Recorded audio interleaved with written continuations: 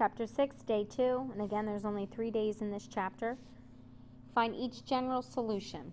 So we know this is a differential equation because it has a derivative and x.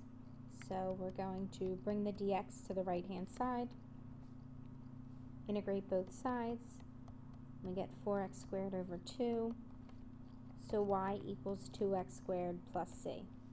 It's a general solution because the plus c, we're not given any type of initial condition.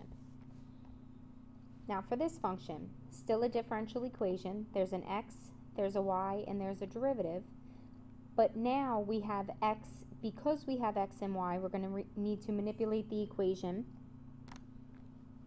So first thing I'm going to do, I'm going to subtract x squared from both sides of the equation. And now in order to integrate it, if we think about taking the integral at this step, there's no dx term here. There's nothing to define this variable. So let's bring the dx to the left-hand side. And now what we've done is we've separated the x from the y's. So this is an example of a separable differential equation.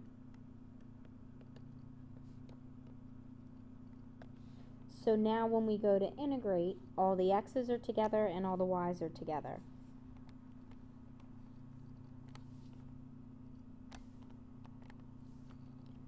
So negative x cubed over 3 plus some constant, 3y squared over 2. Now, technically, when we take an antiderivative, an indefinite integral, every time we integrate, we have to add in our constant. We've been used to being able to solve for y explicitly, which means to get y alone strictly in terms of x. Well, if we look at this function, now we have y being squared, so it won't be as easy to get y alone. So let's add the x term to the right-hand side. And now what we're going to do is we're going to get the constant terms together. Now, if you think about subtracting this constant term from both sides, some constant you don't know minus a number you don't know, another number you don't know, we just lump together as this general constant of integration.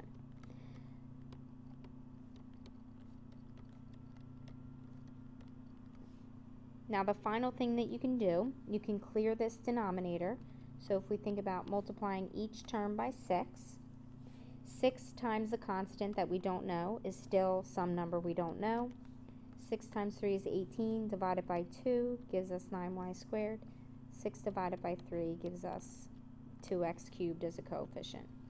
So this would still be a general solution because of the plus c. Alright, but now we really need to, and this is what we'll work on in class, we wouldn't solve this equation for y because solving for y would include taking the square root of both sides, which means we would need a plus or minus. So we're going to work on you guys being comfortable with leaving answers looking like this, but it's still a solution to this differential equation. Alright, so if you remember from day 1, we looked at analytical solutions and slope fields. So from the first day of notes, now the third thing we look at in this chapter is separable differential equations. So it's still an analytical technique, which means we use calculus integration to solve it, but we group the x and dx and the y and dy on separate sides of the equation.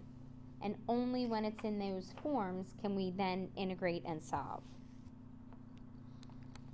Okay, so the examples that I chose were the slope fields that we drew in class after the first video. So all of these examples are on the worksheets that we completed in class. So the directions for each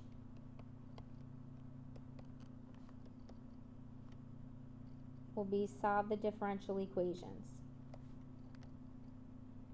And what does solve mean? Go backwards. What function has this as a derivative? So first step, let's replace y prime with dy dx. Then I'm going to separate the variables. Y is on one side, x is on the other. Now we integrate. Integral of 1 over x, natural log of absolute value of x plus c.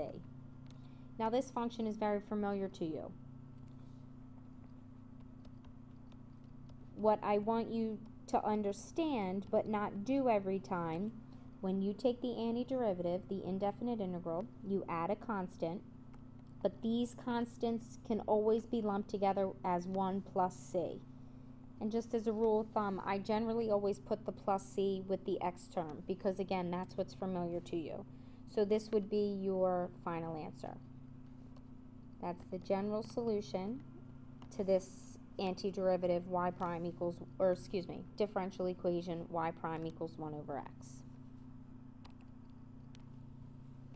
So now replace y prime.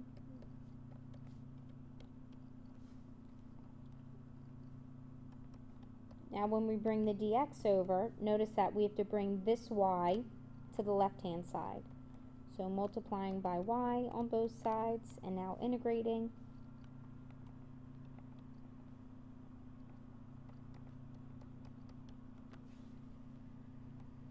Again, just maintaining, put the plus c with the x term.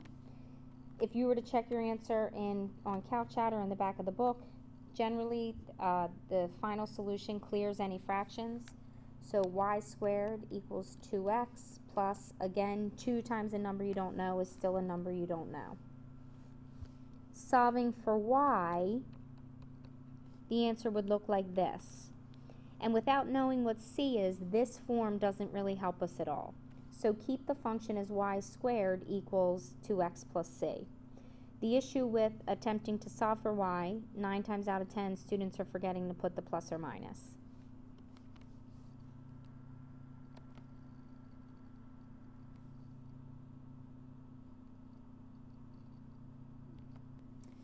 dy dx equals xy, and now we are given an initial condition. Oops, sorry about that.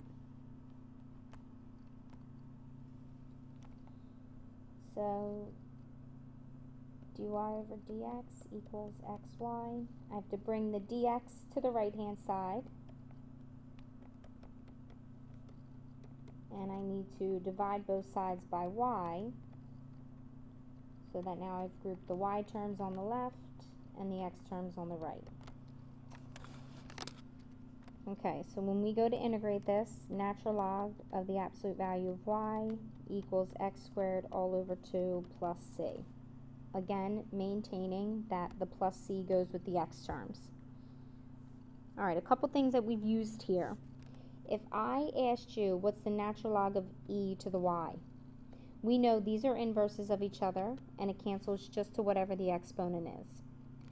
Now on this function, we do need to get y by itself. So we need to somehow get rid of the natural log, and we're also going to have to get rid of those absolute value symbols.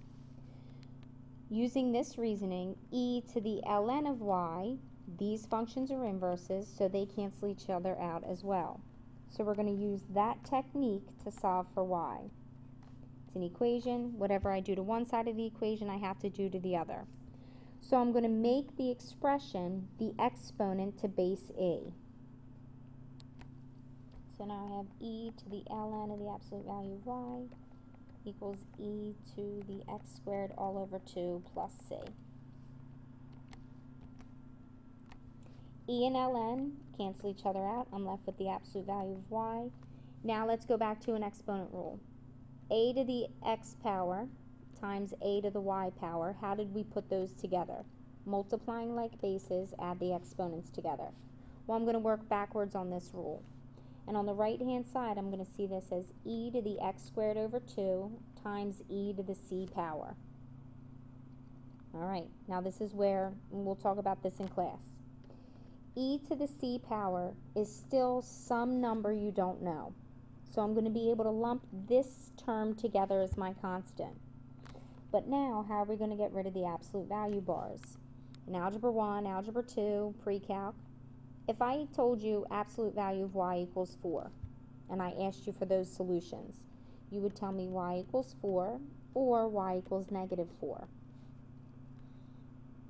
In order to clear the absolute value, it becomes y equals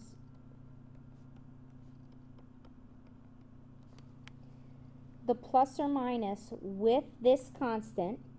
Okay, so look at what I've done. I said e to the c is equal to still some constant number I don't know. I got rid of the absolute value bars because, again, it's the positive of this equation or the negative of that equation. This entire unknown, I'm just going to call our constant c. So in one step, I've cleared the plus c here, and I've gotten rid of the absolute value bars. Now at this step, I'm going to plug in my initial condition to solve for c. 1/2 equals c e to the 0 power. Now putting it all together, y equals c e to the x squared over 2.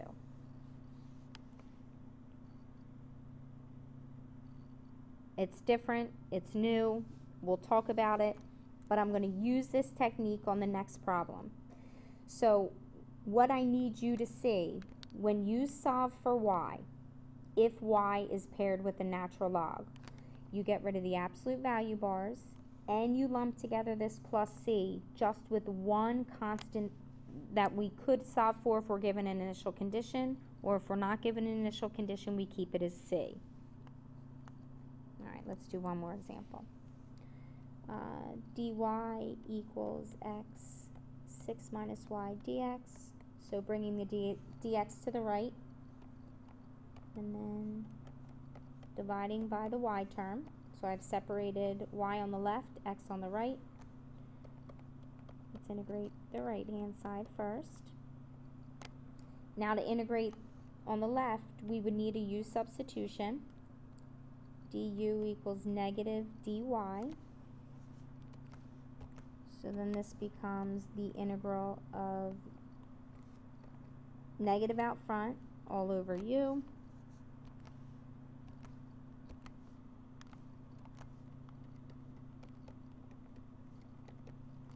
So I get negative ln absolute value of u equals x squared all over 2 plus c.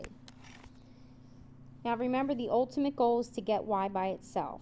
So before we can use the technique of introducing e on either side of the equation, I do need you to divide by -1. So now we have ln absolute value of 6 minus y equals negative x squared over 2. And I'm still going to keep that as a plus c because I know that in order to solve for y, I need the e on both sides, and it's still, again, going to be some constant number I don't know. So now let me make each side my exponent. I get absolute value of 6 minus y equals e to the negative x squared over 2 plus c. And then 6 minus y equals, so that plus c and the absolute value bars all go away in this one step. All right, now let me use my initial condition of 0, 0 to solve for c. So 6 equals c, plugging that back in. All right, now let me just solve this equation for y. So I'm going to add y to both sides and subtract the exponential term.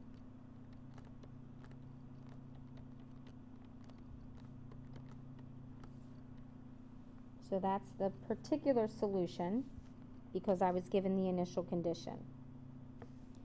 Okay, so for class, our next class meeting, attempt these 2 problems for homework, and then you will be given additional practice in class. Have a nice weekend.